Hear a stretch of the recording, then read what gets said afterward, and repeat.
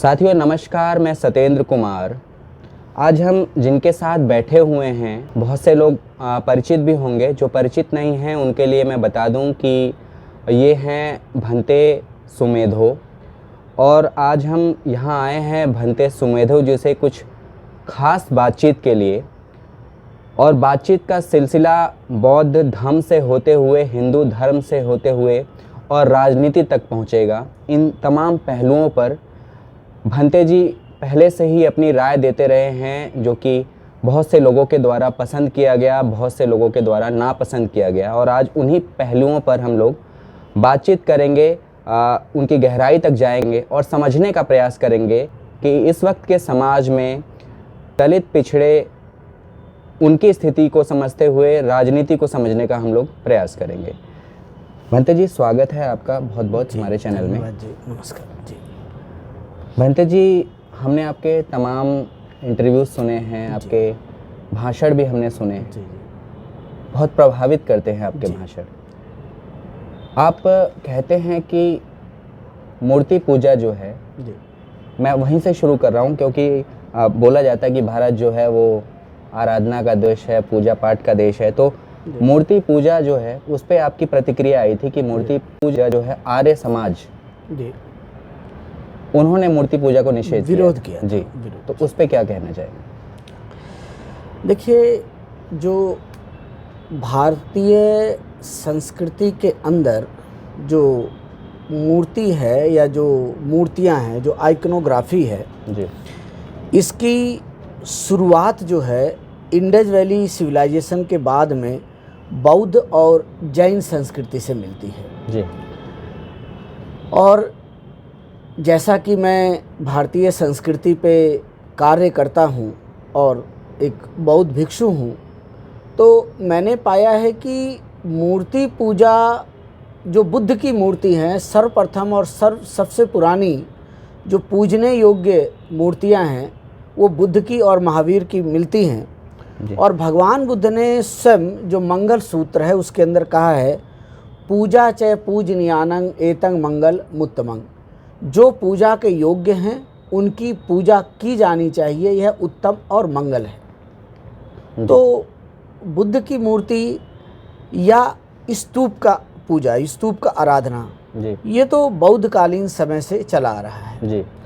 अब आती है कि जब हम मूर्तियों को उठाते हैं तो भारत जो बौद्ध संस्कृति है, आप अगर विदेशों में भी जो थेरवादी बौद्ध देश हैं या महायानी बौद्ध देश हैं, उसके अंदर मंदिर के या जो विहार होता है, विहार तो पूरे के पूरे परमिसेस को बोलते हैं, उस विहार के अंदर एक पार्टिकुलर जगह होती है जिसको मंदिर कहते हैं या बुद्ध मंदिर कहते हैं। उस मंदिर में भी बाहर बहुत सारी लौकिक मूर्तियां बनी होती हैं जी, जो लौकिक जीवन को दर्शाती हैं, पारिवारिक जीवन को दर्शाती हैं, कुछ कहानियों को दर्शाती हैं। लेकिन उस मंदिर के अंदर गर्भगृह, जिसे आप भारतीय संस्कृति की भाषा में गर्भगृह कहेंगे, उस गर्भगृह के अंदर बुद्ध की मूर्ति होती है, लोग उसकी पूजा करते हैं, आराधना करते हैं। तो जो पूजने योग्य है वो बुद्ध की मूर्तियां हैं।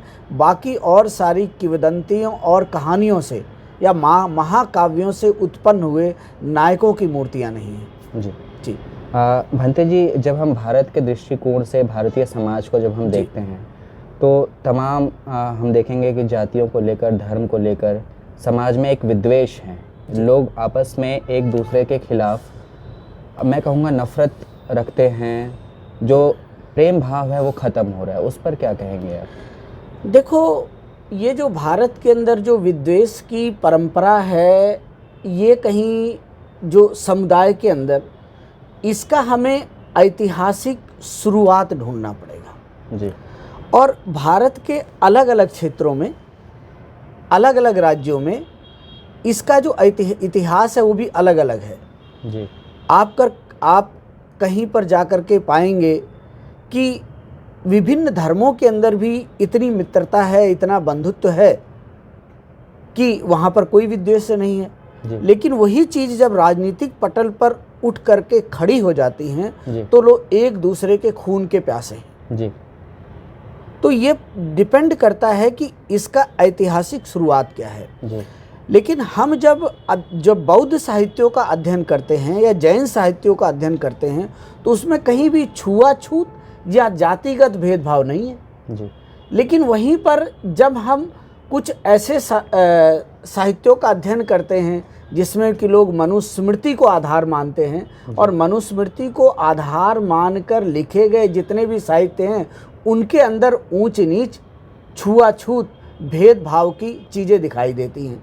तो ये है कि एक भारतीय संस्कृति के अंदर इसका इतिहास क्या है जी। उस इतिहास को समझ करके हमें आगे चलना होगा जी भंते जी, क्योंकि जो मौजूदा राजनीति है जी और इस वक्त धर्म को और राजनीति को अलग करना बहुत मुश्किल हो गया है जी। बहुत घुल मिल से गए हैं आपस में। धर्म का बहुत सहारा लिया जाता है राजनीति में जी।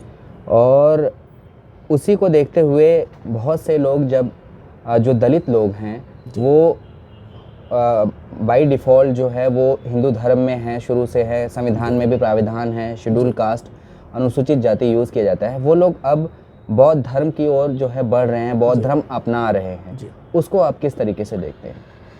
देखिए, मेरा तो ऐसा मानना है, मैं इसको बिल्कुल दूसरे ढंग से देखता हूँ। मैं पहले स्वयं पे लागू करता हूँ जी।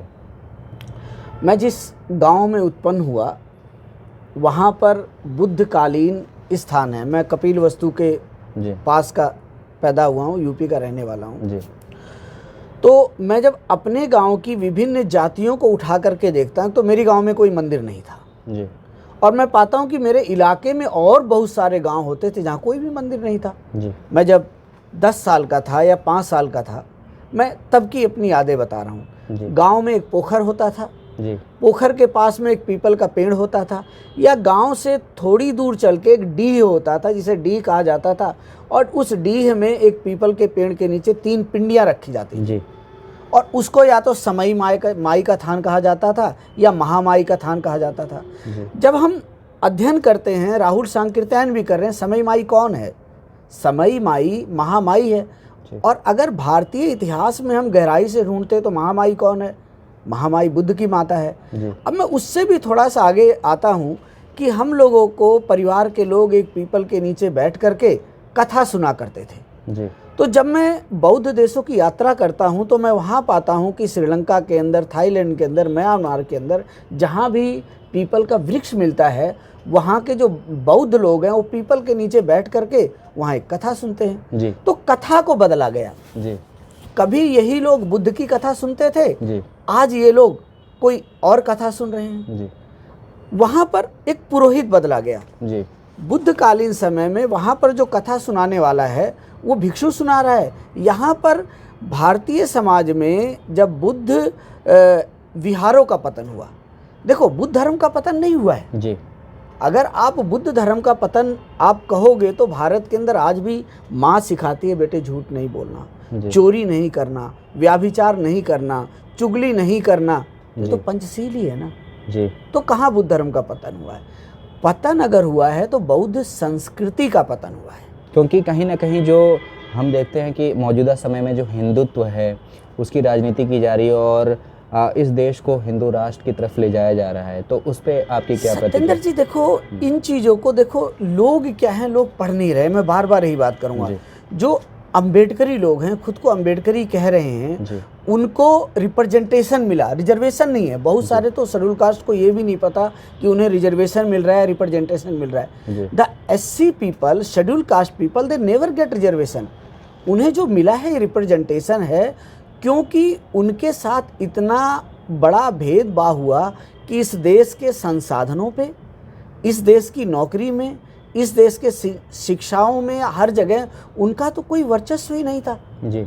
तो भारत के जो आधुनिक भारत के निर्माता लोग हैं और ब्रिटिश टाइम में बाबा साहेब अंग्रेज़ों से जो भारत के दूसरे नेतृत्व करने वाले, चाहे महात्मा गांधी थे, चाहे वो पटेल जी थे, चाहे नेहरू जी थे, या चाहे दूसरे आजकल के स्वयं को जी क्या कहते हैं, सनातनी कहने वाले, जो परिभाषाएं बदल रहे हैं। पहले खुद को हिंदू कहते थे, अब उन्हें लगता है कि यार हिंदू शब्द तो खाली मुगल काल में आया है तो ये चलना नहीं है जी। कि भाई अगर मुगल काल में हिंदू शब्द, तो खुद को सनातनी कह रहे हैं। तो वो लोग थे, उनके बीच में एक समझौता होता है कि भाई ठीक है, आपके साथ अन्याय अत्याचार हुआ और आपका रिप्रेजेंटेशन होना चाहिए। जी। तो वो हमें रिप्रेजेंटेशन मिला है, जी। जो शेड्यूल कास्ट है उनको। तो अब क्या है, जिन शेड्यूल कास्टों ने रिप्रेजेंटेशन अर्थात रिजर्वेशन का फ़ायदा उठाया, उन्हें अपने अतीत में जा कर के देखना चाहिए कि उनकी संस्कृति क्या थी। जी। अब आप कहते हो हिंदू एक संस्कृति है या हिंदू एक धर्म है, जी। तो जो ये अछूत लोग हैं, ये धीरे धीरे मनुवादी संस्कृति में आ रहे हैं और ये पिछले 40 सालों में आए हैं। जी। पिछले 40 सालों से पहले जी। आप आज जो भी अछूत 90 साल का है या 80 साल का है, उससे पूछो जी। कि भाई तेरी शादी या आपकी शादी किस पद्धति से हुई थी, तो कहेगा जी शादी में हमारे ही जाति का कोई व्यक्ति था जिसको हम पंडित कहा करते थे, उसी ने शादी करवा दी। या किसी ने मामा के कंधे पे बैठ के शादी कर ली, किसी ने फूफा के कंधे पे बैठ करके शादी कर ली। ना मंदिरों में जाने का अधिकार था, ना पढ़ने का अधिकार था। उससे बड़ी चीज़ मैं बताता हूँ, जो साहित्य आप लोग पढ़ रहे हो, आपको ये देखना पड़ेगा भारत के अंदर प्रिंटिंग प्रेस कब आई। देखो, पहले जो किताबें लिखी गई, उनकी जो पांडुलिपि थी वो किस चीज़ पे लिखी गई। तो जो चीज़ आप उठा के पढ़ रहे हो, कोई भी लिख रहा है उसको आप पढ़ रहे हो, उसको मान रहे हो। आप बैक में जाओ, आप रिसर्च करो। देखिए, जो अंग्रेज़ों के समय में जो IAS होते थे, IPS होते, तो जो सिविल सर्वेंट होते थे, वो अपने इलाके के बारे में कुछ ना कुछ लिखते थे। और आज अगर आप उसको उठाओ तो आपको लगेगा कि उस समय की भारतीय संस्कृति कुछ और थी, आज की भारतीय संस्कृति कुछ और है। आज से 200 साल पहले बहुत सारे वो देवी देवता नहीं थे, 100 साल पहले कुछ देवियाँ नहीं थी। आज से 100 साल पहले मुझे नहीं लगता है कि उत्तरी भारत का कोई व्यक्ति जा कर के दक्षिण भारत में तीर्थ यात्रा करता होगा, कोई रेयर जाता होगा।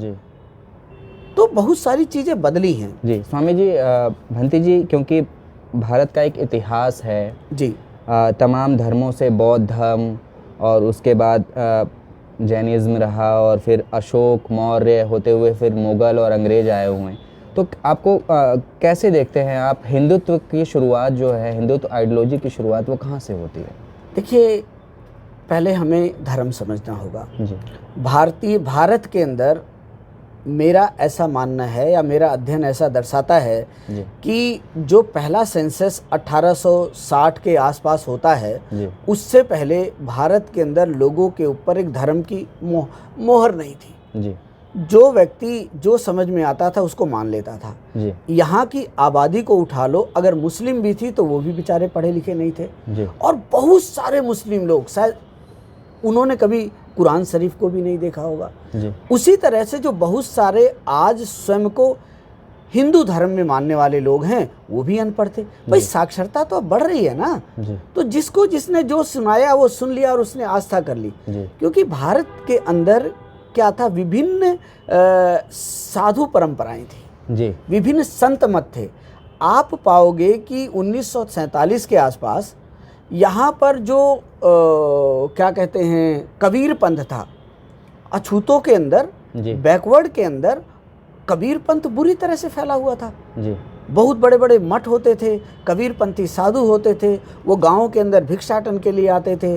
वो कोई एक तारा है, कोई बजाया करते थे। बहुत सारे साधु होते थे, हाथी पर आया करते थे। तो ये जो साधुओं की परंपरा है ना, अलग अलग गुरु और शिष्य परंपरा है। अब उन परंपराओं को, अगर एक साधु एक परंपरा को मान रहा है और उसके सामने आप दूसरी परंपरा का नाम ले दो, तो उनमें बड़े बड़े विवाद हो जाते थे। तो आप किस धर्म की बात कर रहे हैं, वो मुझे समझ में नहीं आ रहा। हाँ, आप एक ये कह सकते हैं कि भारत के अंदर एक ऐसी संस्कृति थी जिसको हिंदू संस्कृति कह सकते हैं। हिंदू संस्कृति हो सकती है। एक ऐसी संस्कृति आई जो इस्लामिक संस्कृति है। तो ये जो संस्कृतियां हैं, उसके अंदर बौद्ध संस्कृति को भी डाला गया। लेकिन बौद्ध संस्कृति की अपनी पूजा पद्धति है, अपने ग्रंथ हैं, अपने धर्म गुरु हैं, अपने सारे उसके नियम हैं। लेकिन बुद्ध संस्कृति क्या है, वो हमें समझने की ज़रूरत है। तो अछूत लोगों को धर्म के ऊपर नहीं लड़ना चाहिए। उस समय और आज के समय में अंतर है। अछूतों के लिए बाबा साहब एक एग्जाम्पल हैं। बाबा साहब ने कभी भी गलत भाषा में, लहजे में गांधी जी को भी नहीं बोला, बड़े सम्मान पूर्वक बोलते थे। जी किसी ब्राह्मण जाति का उन्होंने विरोध नहीं किया, लेकिन ब्राह्मण जाति से जुड़ा हुआ जो एक वाद है जी जिसको ब्राह्मणवाद कहते हैं, और मैं सोचता हूँ कि आज हमें उसे ब्राह्मणवाद नहीं कहना चाहिए, हमें मनुवाद कहना चाहिए। मनुवाद क्या है? एक ऐसी भावना जो एक व्यक्ति को दूसरे व्यक्ति से तोड़े, जी जो एक व्यक्ति से दूसरे व्यक्ति के अंदर भेदभाव करे, जी ऐसी भावना जो एक व्यक्ति का अधिकार जो है छीने, जी भेदभाव उत्पन्न करे, जी वो मनुवाद है। जी और परिवार में भी मनुवाद है, जी समाज में भी मनुवाद है, और हम उस मनुवाद के खिलाफ लड़ रहे हैं। जी सर, जब हम बात करेंगे बाबा साहब 1930 के आसपास समकालीन समय में कह रहे हैं कि तमाम जो हिंदू धर्म में उस समय की बुराइयां या भेदभाव को देखते हुए वो कह रहे हैं कि मैं हिंदू धर्म में पैदा हुआ हूं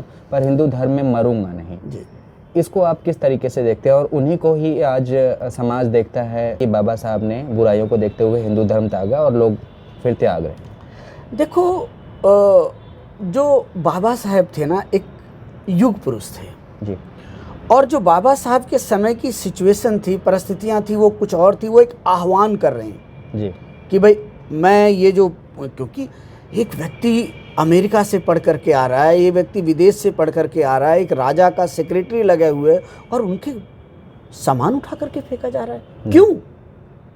जाति के आधार पे। जी और क्यों? क्योंकि उस पार्टिकुलर धर्म में उस जाति के साथ हो रहा है। जी तो आज अगर यही जो है ब्राह्मणों के साथ होता ही है। जब ऑस्ट्रेलिया के अंदर भारतीयों के साथ भेदभाव हुआ तो लोग चिल्लाने लगे, ऐसा हो रहा है। जी हुआ है ना, ऑस्ट्रेलिया के अंदर हुआ, जब कुछ स्टूडेंट्स को या किसी को मारा गया था, तब भारतीय, वो क्या था? वही भेदभाव इस देश के अंदर सदियों से हो रहा है। जी तो उसके खिलाफ बाबा साहब ने आवाज उठाई। जी लेकिन बाबा साहब ये चाहते थे कि जो भारतीय संस्कृति के अंदर सुधार हो। जी आज हमें अपने शब्दों को बदलना होगा। आज जो अछूत लोग हैं उन्हें तो कब का बाबा साहब के रास्ते पे चले जाना चाहिए था, जी लेकिन उन्हें गाली नहीं बकनी चाहिए किसी को। जी चिल्ला करके सुनाना, किसी को सुनाओ मत, अपने को परिवर्तित करो। जी मैं बस इतना ही कहना चाहता हूँ। पंत जी, एक और सवाल मेरा रहेगा, हिंदुइज्म और बुद्धिज़्म का नाता क्या है? क्योंकि आजकल कहा जाता है कि बुद्ध जो हैं वो विष्णु के 9वें अवतार हैं और ऐसी तमाम प्रतिक्रियाएं हैं। तो एक अगर आप विश्लेषण एक। देखो, भाषा को समझना बहुत ज़रूरी है जी, और परिस्थिति को समझना बहुत ज़रूरी है। किसी शब्द की उत्पत्ति किस काल में किस वजह से हुई, जी ठीक है ना? जी आज अगर आप दिव्यांग कहोगे तो उसका मतलब अपाहिज। जी बिल्कुल। लेकिन आज से 15 साल पहले अगर दिव्यांग कहते तो उसका अर्थ था किसी का कोई अंग के अंदर कोई एक विशेष खूबी है, वो दिव्य है करके। जी जी। तो ये भाषाओं की जो शब्दों की उत्पत्ति है ना, उसके जाल में कई बार समाज फंस जाता है। और जब भाषाएं, संस्कृतियां मिलती हैं, नए नए शब्द आते हैं, शब्दों का निर्माण होता है। जी। तो सबसे पहले मैं फिर वहीं पे आ जाऊंगा कि भारत के जो लोग थे उनका कोई रिलीजन नहीं था। जी।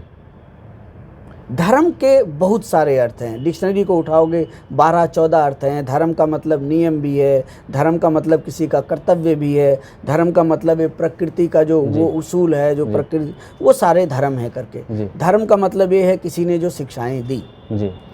अब अगर हिंदू धर्म का मतलब भारतीय संस्कृति है जी। जो भारत के अंदर पैदा हुई, जिसमें बौद्ध संस्कृति, जैन संस्कृति, सिख संस्कृति आती हैं, या इसके साथ साथ और दूसरी संस्कृतियां हो सकती हैं, तो ठीक है, आप हिंदू धर्म उससे कह लो, हमें कोई परेशानी नहीं है। लेकिन आप हिंदू धर्म का मतलब छुआछूत, भेदभाव, जातिवाद, किसी को नीचा दिखाना, किसी को ऊंचा दिखाना, किसी पे अपना वर्चस्व साबित करना, तो उससे अलग है।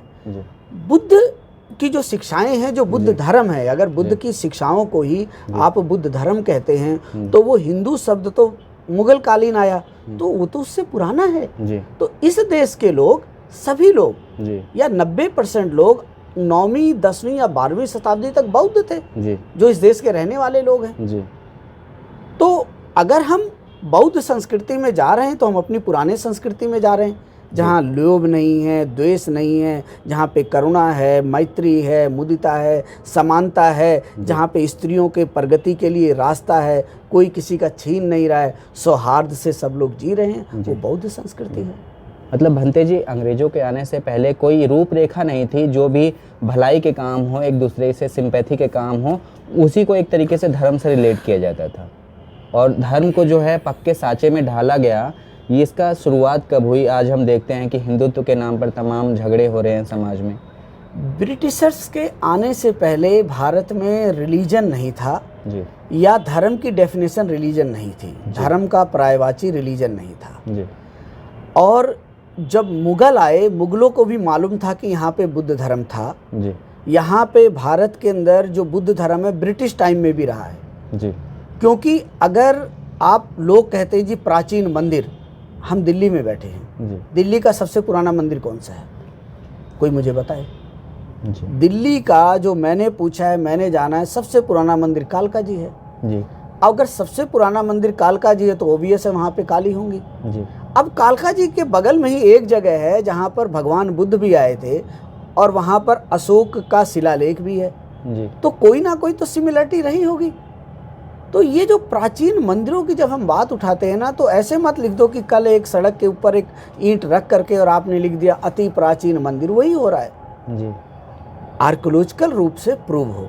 जी दूसरी चीज़ क्या है, भारत में एक और चीज़ हो रही है। जी भारत के जो विद्वान लोग हैं वो बेईमान हो रहे हैं। जी भारत के विद्वानों में ईमान, ऐसा नहीं कि प्रेस में है, मीडिया में, मीडिया ही नहीं है, भारत के सभी क्षेत्र के विद्वानों के अंदर जातिवाद, धर्मवाद जी भरा पड़ा है, बेईमानी भरी पड़ी है। जी वो अगर किसी मूर्ति को उठाते हैं जी तो उसकी व्याख्या वो लोग हिंदू शब्द से करना चाहते हैं। जी मुझे ये समझ में नहीं आता कि कोई भी आर्कोलॉजिस्ट अगर किसी मूर्ति को उठा करके हिंदू संस्कृति या हिंदू धर्म से जोड़ रहा है और वह मूर्ति 2000 साल पुरानी है, हिंदू शब्द जो है वो खाली मुगल कालीन है, तो कैसे वो हिंदू हो गई? जी आप समझ गए मेरी बात? जी मैं तो ये जो विद्वानों की बेईमानी है ना, वो नए नए डेफिनेशन धार्मिक जगह को दे रही है। बौद्धों की जगह को उठा करके वो हिंदू जगह कह रहे हैं, जी और जैनियों की जगह को उठा करके हिंदू जगह कह रहे हैं। मैं एक और आपको उदाहरण देता हूँ। आज अगर समाज में आप जा कर के कहो कि मैंने महावीर की पूजा करी, जी इससे लोग क्या समझेंगे? आप क्या सोचोगे? अगरबत्ती महावीर जला के मतलब कुछ- हनुमान। जी जी बहुत कम लोग समझेंगे कि महावीर जो हैं वो जैन धर्म के संस्थापक थे, वो थे। जी आज अगर भारतीय लोगों के सामने आप बुद्ध की मूर्ति, महावीर की मूर्ति रख दो तो कहेंगे बुद्ध की मूर्ति है। जी तो अब आप देखो कि भारत के लोगों का जो कॉमन सेंस है वो कहाँ पे आ गया है। जी भारत के लोग तो बौद्ध भिक्षु के पहनावे में और दूसरा जो साधु है उसके पहनावे में भी अंतर नहीं स्पष्ट कर पाते हैं। जी तो इन चीज़ों को समझना होगा। इसीलिए मैं जो अछूत समाज के लोग हैं, जो बौद्ध बन रहे हैं, जो बाबा साहब के अनुयायी हैं, उनको अपना विजन ब्रॉड करना पड़ेगा, उनको सांस्कृतिक परिवर्तन करना पड़ेगा। क्योंकि हमने आपकी कई स्टेटमेंट सुनी है, आप कह रहे हैं कि जो लोग बौद्ध बन रहे हैं वो बनने की जरूरत नहीं है, वो पहले से ही वो हिंदू बने ही नहीं थे, वो बौद्ध रहे हैं। मैं तो यही मानता हूँ। जी अरे भाई एक बात बताइए, जी हम हिंदू बने कब? जी मैं अपनी बात कहता हूँ। जी मेरे पूर्वज, मेरे परिवार में मेरे पिताजी पढ़े लिखे नहीं थे, मेरे दादा पढ़े लिखे नहीं थे, और उसके आगे तो पढ़ने लिखने का सवाल नहीं उठता। जो मेरे भाई थे वो पढ़े लिखे थे। जी अब क्या है कि मेरे गांव में कोई मंदिर नहीं था, हम कभी गए नहीं। जी हमारे परिवार में, मैं अपना परिवार की बात करता हूँ जो मैंने अपने घर में देखा है, जी क्योंकि भारत में जो छुआछूत है वो 3 किस्म की है। जी एक तो अनटचेबिलिटी है, जी किसी को छुआ जाना जी माना जाता है। एक है अनसीएबिलिटी है कि किसी को देखना भी पाप है। एक है अशुभपन है कि किसी का आना अशुभ माना जाता है। जी मेरे गांव के अंदर ऐसा प्रचलन था कि अगर हमारे दरवाजे पे सुबह सुबह कोई ब्राह्मण आ जाता था तो उसको अशुभ माना जाता था। जी तो अगर वो ब्राह्मण का आना अशुभ था, मेरी माँ उसको कहती थी देख सुबह सुबह मत आया कर, पूरा दिन खराब जाएगा। जी ठीक है, तो वो कैसे मेरा धर्मगुरु हो सकता है? तो ये तो अछूत लोगों को सोचना चाहिए ना कि भाई तुम अपने पूर्वजों की दी हुई विरासत को देखो, जी आप अपना सरमुंडन क्यों कर रहे हैं? डीह क्या है, समई माई क्या है, महामाई क्या है, तो इन सारी चीज़ों को खोजना पड़ेगा। आपके कुल देवता कौन है, और जब आप उस गहराई में जाओगे तो आपको बुद्ध ही बुद्ध नजर आएंगे, बौद्ध संस्कृति ही नजर आएगी। जब हम कभी मंदिर में नहीं गए, हमने किसी ग्रंथ का अध्ययन नहीं किया, जो भी ये ग्रंथ आप कह रहे हैं, तो हम क्या थे? या तो हम जैनी थे या हम बौद्ध थे, क्योंकि हम हिंदू नहीं हो सकते, क्योंकि वो मुगल कालीन शब्द है जी। अगर आप मुझे हिंदू कह रहे हो तो मुगल कालीन शब्द है भाई, तो मैं क्या था जी? अगर मैं कुछ था तो मैं बौद्ध था।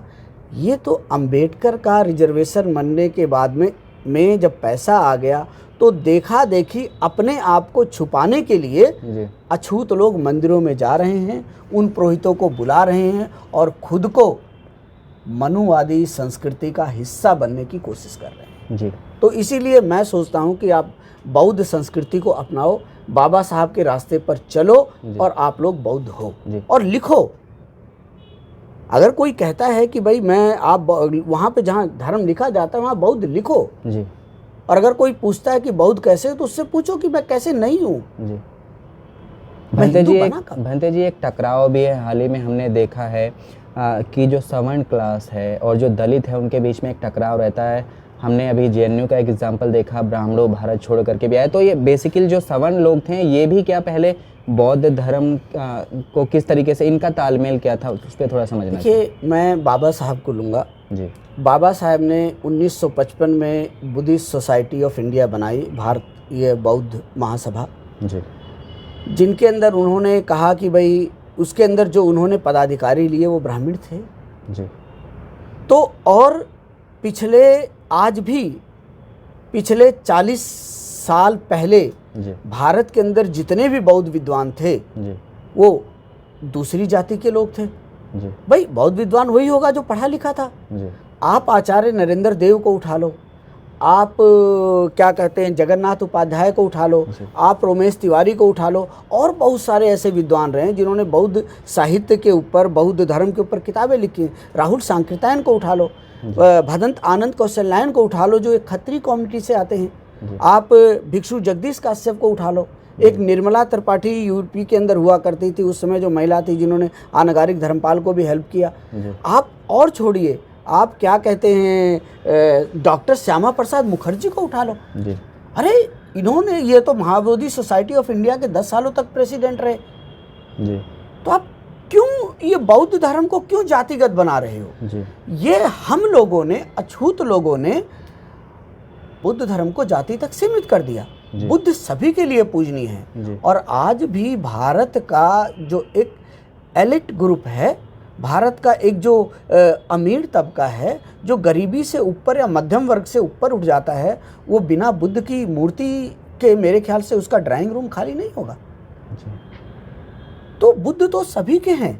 भंते जी, मूर्तियों और विचारों में फ़र्क होता है, क्योंकि हम देखते हैं एलिट वर्ग भी हैं, उनके अंदर भी जब विचारों पे बात आती है तो कहीं ना कहीं हम वो भेदभाव देखते हैं, क्योंकि जो वर्ण व्यवस्था है, बुद्ध मैं भगवान बुद्ध से भी लूँगा तो कहा जाता है कि वो भी क्षत्रिय कुल में पैदा हुए थे, और ये ब्राह्मण क्षत्रिय वैश्य शूद्र ऐसी पूरी एक कहानी है जी जी। देखिए, मुझे बौद्ध साहित्य के अंदर पहली बात तो बुद्ध साहित्य की जो भाषा है वो पाली है, पाली में क्ष है ही नहीं जी। पाली में क्षत्रिय लिखा ही नहीं जा सकता है, वो खत्तीय शब्द है जी। और पाली भाषा के अंदर कहते हैं खेत तानंग अधिपति खत्तियो, जो खेतों का मालिक है वो खत्री है जी। खेतों का मालिक कौन है? किसान है जी। और जब हम बौद्ध साहित्य को पढ़ते हैं तो दर्शाता है कि बुद्ध के पिता थे वो कृषक थे, और वो कृषक वो सेरेमनी भी कर रहे हैं। भारत एक कृषि प्रधान देश था, तो बौद्ध साहित्य के अंदर कहीं भी जातीयता नहीं है, कहीं भी छुआछूत नहीं है जी। वहाँ पर जो ब्राह्मण शब्द इस्तेमाल हुआ है वो विद्वान व्यक्ति के लिए हुआ है जी, कि वो स्कॉलर है, वो विद्वान है। और जो विद्वान लोग होते हैं ना, वो कहीं कुटिल होते हैं। आज भी देखो इस देश के अंदर जो करप्शन फैला है, जो चोरी है, जो बड़े बड़े स्कैम हो रहे हैं, क्या अनपढ़ लोग कर रहे हैं? वो जी। पढ़े लिखे कर रहे हैं, वही ब्राह्मण है जी। जाति नहीं, विद्वान पढ़े लिखे लोग। तो बौद्ध कालीन में इस तरह की जातियाँ नहीं थी जैसी आती हम देख रहे हैं। बौद्ध कालीन समय में वर्ण नहीं थे जी। जो बौद्ध शब्दावली है, पाली में या मागधी में जाति का अर्थ है जन्म। जी जाति पच्चया कि जाति से उत्पन्न होता है, संखारा संखार पच, इस तरह से करके जो भी है, तो जाति का मतलब जन्म है। जी देखो, हमें समझना पड़ेगा वर्ण, जाति और कबीले। जी जब तक हम इसको वर्ण, जाति और कबीले को, भेद को नहीं समझ सकते हैं, तब तक हमें बुद्ध संस्कृति नहीं समझ में आएगी। हमारे पास जो आज साहित्य है ना, जी वो सब मनुवादी साहित्य हैं। जी वो एक ऊंच नीच की विचारधारा से लिखे गए हैं, लोगों को अंधविश्वासी गुलाम बना करके पुरोहित के फायदे के लिए लिखे गए हैं। क्योंकि भंते जी इसलिए मैं कह रहा हूँ क्योंकि जब बुद्ध भगवान रास्ते पे चले थे अपने अष्टांगिक मार्ग, क्यों उसमें जब उन्होंने अपने मठ बनाए और तमाम चीज़ें बनाई, तो उसमें भी हम किताबों में देखते हैं कि उन्होंने शूद्रों को प्रवेश दिया अपने मठों में, महिलाओं को बाद में प्रवेश दिया। ऐसा पाली भाषा के अंदर बौद्ध साहित्य में महिलाएं तो हैं, वो अलग है। जी देखो, महिलाओं को प्रवेश नहीं देने, उसमें भेदभाव का कारण नहीं था, उसमें ज़्यादा कारण था सिक्योरिटी का जी और महिला की शारीरिक बनावट का। जी देखो, जो महिला होती है ना, उसको जो क्या कहते हैं, उसको जो पीरियड्स होते हैं, जी उसका भी एक कारण रहा है, जी सुरक्षा का भी एक कारण रहा है, और उस समय की सामाजिक परिस्थिति भी रही है, महिलाओं को थोड़ा हीन समझा जाता था, ठीक है ना। तो वो भी कारण रहे हैं कि शायद हो सकता है, लेकिन बुद्ध ने प्रवेश दिया। नहीं, भंते जी मेरा, हाँ जी, भगवान बुद्ध ने तो दिया। मेरा सवाल इसलिए था, आप कह रहे हैं कि उस समय पे ये व्यवस्था नहीं थी जो ब्राह्मण क्षत्रिय वैश्य शूद्र, नहीं थी। लेकिन फिर ये बार बार चर्चा आती है कि उन्होंने शूद्रों को दिया, और ये तो संरचना जो है वो अरे भाई, मुझे एक बात बताइए, आप दिखाओ ना, आप पहले पाली साहित्य को पढ़ो तो सही। आप किसी भी अछूत विद्वान के घर में चले जाओ, उसके यहाँ पाली साहित्य नहीं मिलेगा जी। उसके वहाँ पे मनुस्मृति मिलेगी, पुराण मिलेंगे, वेद मिलेगा, और बहुत सारी चीज़ें मिलेंगी जी। उसके पास बाबा साहिब का भी साहित्य नहीं मिलेगा। उसके पास में ब्रिटिश कालीन जो सिविल सर्वेंट से उन्होंने जो गैजेटियर लिखे थे, या वहाँ सब उठाओ, वो भी नहीं मिलेगा। तो आप किस चीज़ को सोर्स बना के पढ़ रहे हो जी। आपने सिर्फ ये पढ़ा है जो भावना उत्पन्न हुई, जो इस देश के अंदर। देखिए, मैं लद्दाख का एक उदाहरण देता हूँ जी। आज हम धार्मिक उन्माद के अंदर जी रहे हैं। मैं लद्दाख में भी रहा हूँ, मैंने वहाँ पे पढ़ाया भी है जी। तो वहाँ पे कुछ लोग होते हैं जो बकरियों को लेकर के या अपने जानवरों को लेकर के पहाड़ों में चराने के लिए जाते हैं जी। तो वहाँ पर जो मांस खाने की परंपरा है, बौद्ध लोग, हिंदू है नहीं लद्दाख में, थे नहीं उस समय, या बौद्ध थे या मुस्लिम थे जी। तो एक मुस्लिम और बौद्ध दोनों अगर भैंस या गाय, याक या अपनी बकरियां या भेड़ें चराने के लिए जा रहे हैं, तो अपना जब वो खाना बनाते थे तो एक जो है अपना हलाल मांस लेकर के आया है, और जो बौद्ध जो है वैसे लेकर के आया है। दोनों एक ही लोटे में कपड़े के अंदर बांध करके पका करके खा लेते थे जी। तो सही सुनता थी। ये तो जो विद्वान लोग डेफिनेशन दे रहे हैं ना जी। वो लोग इस भेद को डाल रहे हैं जी। और सबसे बड़ी बात है, बाबा साहेब ने जो संविधान बनाया उसमें इक्वलिटी, लिबर्टी, फ्रेटर्निटी की बात करी। जी। आज अगर कोई अंबेडकर के नाम पर किसी ब्राह्मण को गाली बकता है और कहता है, या सवर्ण को, मैं तो वर्ण को नहीं मानता हूँ, या उन लोगों की बात करता है कि इनको इस देश से बाहर चले जाना चाहिए, वो भी उतना ही दोषी है जितना कि कोई मनुवाद को मानने वाला कहता है कि मुस्लिम को इस देश से बाहर चले जाना चाहिए। जी। हम इस संविधान के नीचे जी रहे हैं। हमें एक आदर्श भारत का निर्माण करना चाहिए जहाँ पे इक्वलिटी हो, लिबर्टी हो, फ्रेटर्निटी हो। भंते जी, हिंसा की बात करना या किसी को भारत छोड़ने की बात करना बहुत गलत बात है, जाहिर सी बात है, वो गैर संवैधानिक भी है। लेकिन हम ये भी देखते हैं कि लोगों में कहीं ना कहीं एक आक्रोश है कि जिस तरीके से पुराने समय में हम बात करें, भेदभाव जिस तरीके से किए गए हैं, तमाम जो है बातें सुनने में आती हैं कि पहले जो है गले में हांडी बांधी जाती थी, पीछे झाड़ू था, महिलाओं के स्तन मूलाकर तक की बातें आती हैं, तमाम तरीके के भेदभाव हैं। तो लोगों में एक आक्रोश है, तो ऐसा तो कहना गलत है, किसी को भारत छोड़ने की बात नहीं, लेकिन वो आक्रोश है लोगों के दिल में, और कहीं ना कहीं हम भेदभाव आज भी देखते हैं समाज में। देखो, जो अंगुली माल से बड़ा कोई हत्यारा तो नहीं हुआ जी, लेकिन बुद्ध क्या एग्जाम्पल प्रस्तुत करते हैं, जी, परिवर्तित कर रहे हैं। जी। अगर किसी आज कोई ब्राह्मण परिवार में एक व्यक्ति पैदा हुआ है और उसके पूर्वजों ने उस समय किसी अछूत को मारा, पीटा या भेदभाव किया, जी आज अगर यह अछूत एक बहुत बड़ा अफसर बन गया है, पढ़ लिख गया है, उसका फर्ज ये तो नहीं बनता कि वो ब्राह्मण को गाली बके। जी देखो, ये हमें एक भारत का निर्माण करना है जिसमें हमें पुरानी बातों को भूलना होगा। जी और अगर कोई व्यक्ति उस परंपरा की बात अगर करता है तो हमें विरोध करना होगा, जी लेकिन हमें जा करके मंच लगा करके उनको गाली नहीं बकना चाहिए। जी मैं तो बस इन बातों को कहता हूँ जी कि जो क्षमा है, नहीं वेरेन वेरानी सम्मंतीध कुदाचन अवेरेन च सम्मंती एस धम्मो सनंतनो। जी वैर से वैर कभी समाप्त नहीं होता, जी अवैर से ही वैर समाप्त होता है। जी अगर कोई व्यक्ति आपके साथ वैर साधता है तो उसको वहाँ जवाब दो, जी उसको वहाँ रास्ता दिखाओ। जी। जैसे बुद्ध ने अंगुलीमाल को दिखाया, जी तो बौद्ध लोगों का जो उदाहरण है वो बाबा साहब है। जी बौद्ध लोगों का जो आदर्श है जी वो भगवान बुद्ध हैं। जी भिक्षुओं की वो परंपरा है। जी बौद्ध लोगों का आदर्श जी हिंसा नहीं हो सकता, घृणा नहीं हो सकता, दुर्भाव नहीं हो सकता। जी। बौद्ध लोग क्या, जो आज लोग बौद्ध बन रहे हैं, क्या वो अपने अंदर मांस भक्षण कम करते हैं? जी करते हैं क्या? कि भाई अगर कोई बौद्ध बन गया तो कहता है जी मैं किसी जीव की हत्या नहीं होने दूंगा, अब मैं मांस नहीं खाऊंगा। जी मुझे नहीं लगता वो ऐसी प्रतिज्ञा करते हो। क्या आपको लगता है कि बौद्ध लोग सिर्फ पंचशील लेते हैं उसमें कि सुरा मेरे, ठीक है ना, कि मैं नशा नहीं करूंगा, लेकिन क्या बौद्ध लोग नशा नहीं कर रहे? तो अरे भाई, आप अपने संस्कृति के अंदर सुधार लाओ। जी क्या आज जो बौद्ध लोग बन गए हैं, मैं आज भी आपको दिखाता हूँ, रिजर्वेशन की रोटी खाने वाले लोग अपने समाज के लिए कभी 2 रुपया दान नहीं देते। जी भंते जी, उस पे हम विषय पे आएंगे। पहले आपने एक प्रसंग अभी चर्चा की थी, अंगुली माल वाला, वो थोड़ा सा प्रसंग भी अगर आप बताएं दर्शकों के लिए हमारे, कि किस तरीके से परिवर्तन जीता जा सकता है, नफरत को कैसे जीता जा सकता है। देखो, नफरत को तो भगवान बुद्ध ने कहा है कि जो क्रोध को अक्रोध से जीतो। जी धम्मपद है, मैं हरदम चर्चा करता हूँ। देखो, आप धम्मपद को लोगों में बांटो, बड़ी अच्छी अच्छी बातें कही गई हैं। धम्मपद और तिरुकुरल जी इस देश की 2 ऐसी पुस्तकें हैं कि दुखी से दुखी आदमी के अंदर भी एक आशा की किरण पैदा करेंगे। जी और धम्मपद के अंदर भगवान बुद्ध कहते हैं कि जो क्रोधी है उसको अक्रोध से जीतो, उसको प्रेम से जीतो। जो कंजूस है उसको दान से जीतो। जो आपके साथ गलत करने वाला है उसको क्षमा से जीतो। जी तो ये गुण हमारे में लाने चाहिए।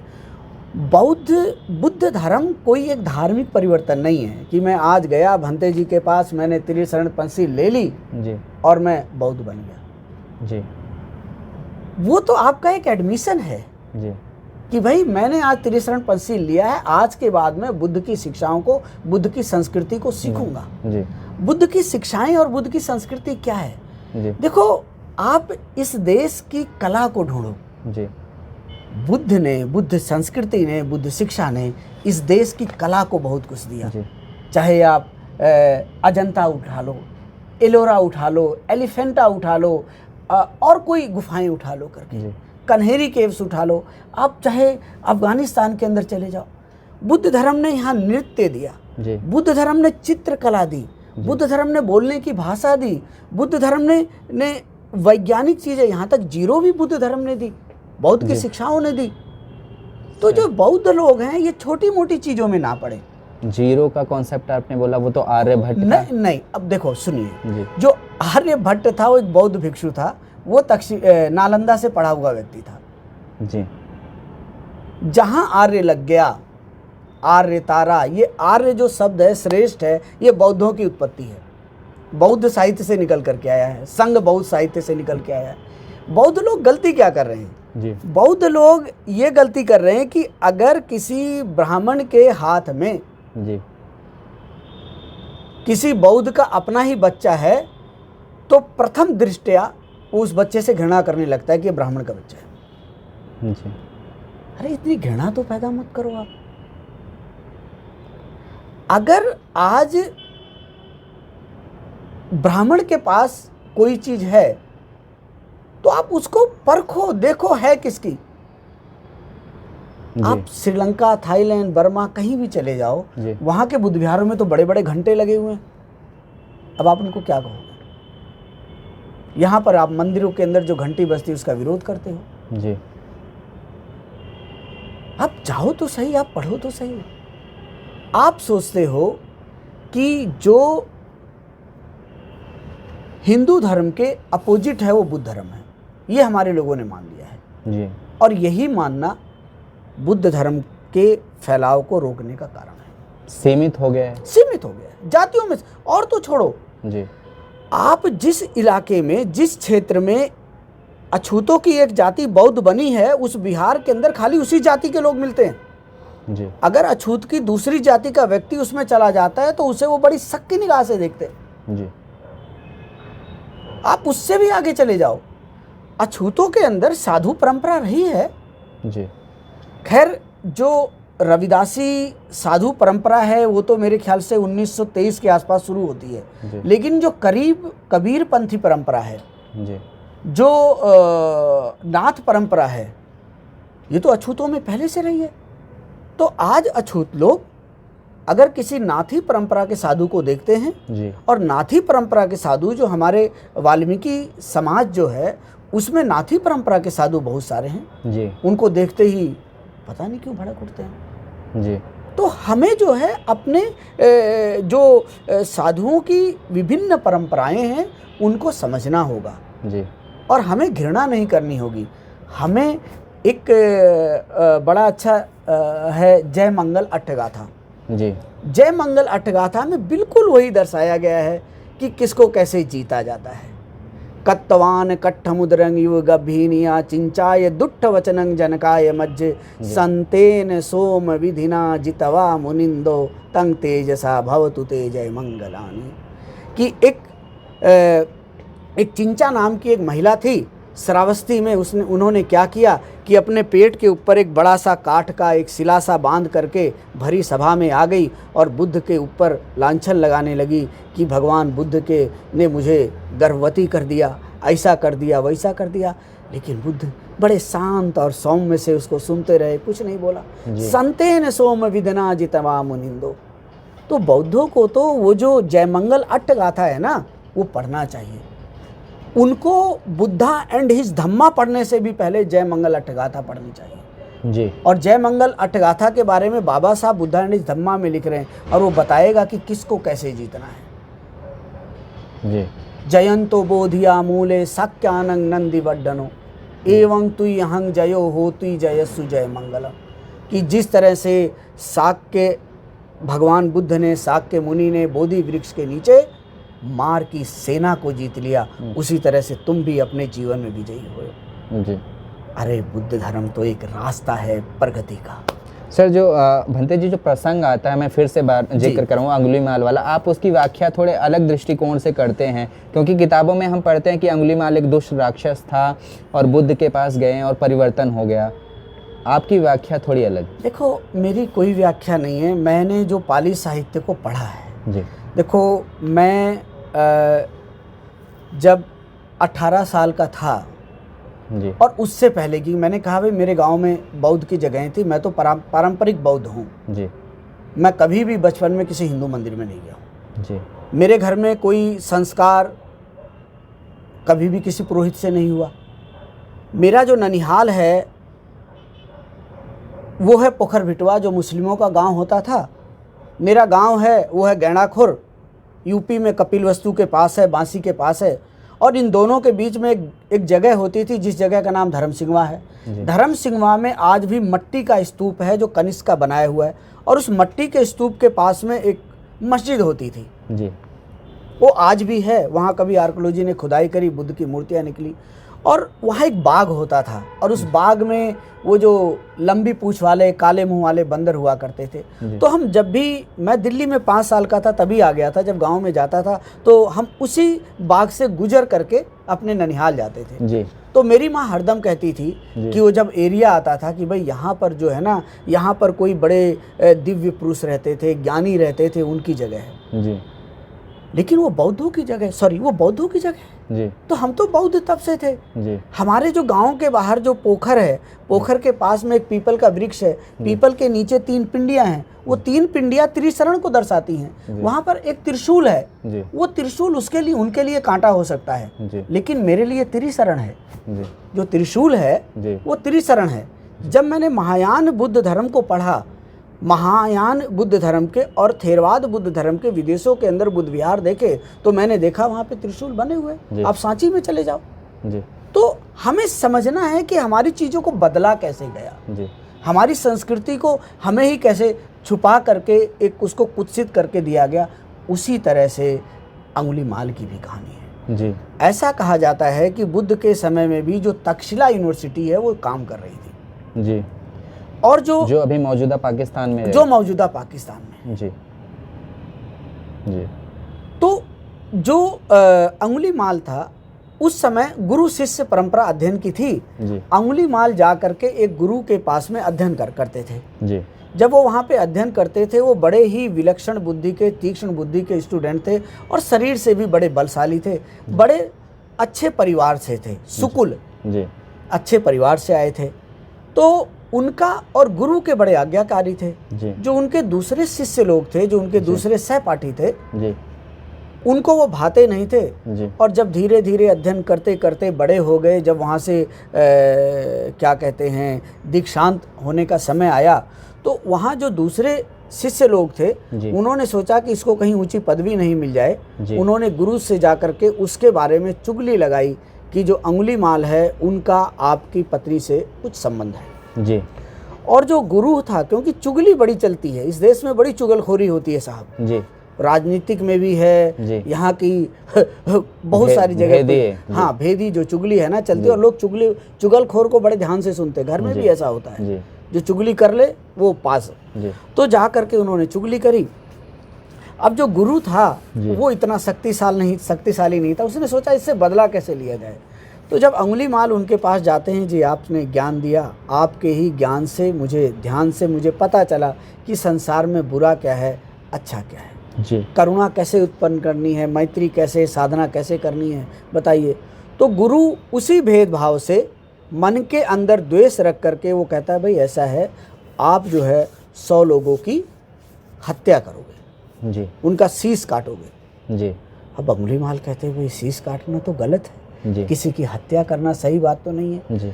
लेकिन ये जो समझ है जी कि हत्या करना गलत है, ये कहाँ से आया जी? वो गुरु के ज्ञान से आया जी। अगर वो गुरु ने ज्ञान नहीं दिया होता तो लोग करते हैं हत्या जी। उनके गुरु भी ऐसे होते हैं, कर रहे हैं, मर्डर कर रहे हैं, काट काट के टुकड़े टुकड़े करके फेंक रहे हैं। सभी धर्मों के लोग कर रहे हैं, मैं किसी धर्म की बात नहीं कर रहा हूँ, सही है जी। तो उन्होंने सोचा ये वहाँ से आया, तो उन्होंने गुरु की आज्ञा मानी और वो वहाँ से आ करके श्रावस्ती के घने जंगल में रहने लगे जी। कि वहाँ कोई आएगा ना, मैं किसी को मारूंगा, अपने घर भी नहीं गए वो जी। ठीक है जी। तो जब वो जंगल में रहने लगे तो कभी कभार अगर कोई व्यक्ति वहाँ पे भूला भटका आ जाता तो उसकी हत्या कर देते, उसकी उंगली काट के एक माला बना लेते कि भाई मेरी गिनती जी पूरी हो जाए, उससे आगे मैं किसी को ना मारूं, गुरु दक्षिणा के लिए। हाँ, गुरु दक्षिणा के लिए जी। तो ऐसे ऐसे समय गुजरता गया जी। कहते एक ऐसा समय आया कि हालांकि वो कुख्यात हो गए थे, वहाँ सेनाएं भी जाने से डरती थी जी। तो एक ऐसा समय आया कि जब बुद्ध को लगा, बुद्ध को भी पता चला, तो उन्होंने कहते नहीं, इस व्यक्ति को सच्चे रास्ते पर लाना है जी। उसी दिन जो अंगुलीमाल की माँ थी जी, उसके मन में भी उत्पन्न हुआ कि अब तो मैं बुजुर्ग हो हूँ, अगर बेटा मार भी देगा, उसके हाथ से मेरी हत्या भी हो जाए, कोई बात नहीं, मैं भी जाती हूँ, अपने बेटे से मिलूंगी, मना करके लाऊंगी जी। उस श्रावस्ती से बुद्ध भी निकलते हैं जी, अंगुलीमाल की माँ भी निकलती है जी।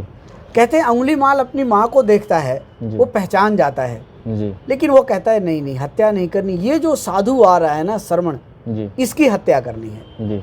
अब जो आप कहानी पढ़ोगे उसमें कहते हैं एक शब्द है कि अंगुलीमाल कहते हैं रुक जा, जी तो लोग दिखाते हैं कि अंगुलीमाल भाग रहे हैं बुद्ध के पीछे। ऐसा नहीं है, जी बुद्ध अंगुलीमाल की तरफ आ रहे हैं जी। और अंगुलीमाल कह रहे हैं रुक जा, जी कि भाई मेरे पास मत आ, आएगा तो मैं हत्या कर दूंगा। जी तो बुद्ध कहते हैं भाई मैं तो रुक गया हूँ, आप ही नहीं रुके हो। जी अब अंगुलीमाल सोचता है कि मैं तो खड़ा होके कह रहा हूँ रुक जा और बुद्ध चल रहे हैं। जी तो उसके समझ में आ जाता है जो बुद्ध का प्रताप था, बुद्ध का जो तेज था, बुद्ध की औरा जो थी, उससे अंगुलीमाल प्रभावित हो जाता है। जी। अपनी अपनी जो खड़ग है वो बुद्ध के चरणों में रख करके नतमस्तक हो जाता है। कहता है आप सही कह रहे हैं, जी मैं ही नहीं रुका हूँ, मैं तो पाप कर रहा हूँ, हत्याएं कर रहा हूँ, जी आप रुक गए हैं, जी। आप कोई पाप नहीं कर रहे हैं। जी तो भगवान बुद्ध को समर्पित हो जाता है। जी उसी तरह से आज हमको इस ब्राह्मण समाज को, मनुवादी समाज को रोकना होगा। जी अरे आज तो हमारी स्थिति हमारे पूर्वजों से अच्छी है। जी आज हमारे लोग मंत्री हैं, जी। आज हमारे लोग अफसर हैं, आईएएस है, आईपीएस है, आज हमारे लोग चाहे कुछ गिनती के ही सही जज भी होंगे।